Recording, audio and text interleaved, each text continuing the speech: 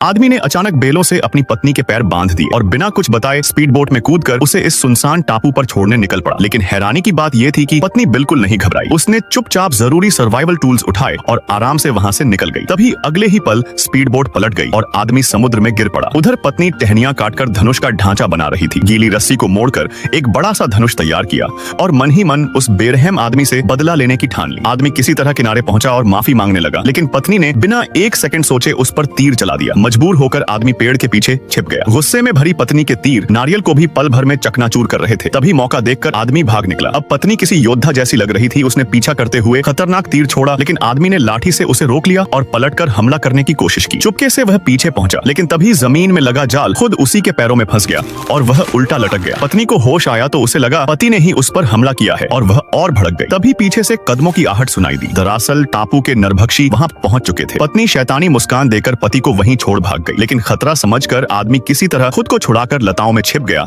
और नरभक्षी पत्नी के पीछे दौड़ पड़े। जब पत्नी चारों तरफ से घिर गई, तभी किसी ने उसे खींचकर बचा लिया। वो उसका पति ही था, मगर पत्नी ने शुक्रिया कहने के बजाय उस पर दरांती फेंक दी। आदमी सफाई देता रहा, लेकिन पत्नी को भरोसा नहीं हुआ, क्योंकि कुछ दिन पहले उसने अपने पति को नारियल के पेड़ पर चढ़कर किसी और औरत से फोन पर बात करते देख लिया था। उसे क्या पता था कि फोन के उस तरफ कोई और नहीं बल्कि उसके पति का बॉस था। यही कहानी हमें सिखाती है कि पत्नी की पीठ पीछे फोन कॉल करना भारी पड़ सकता है।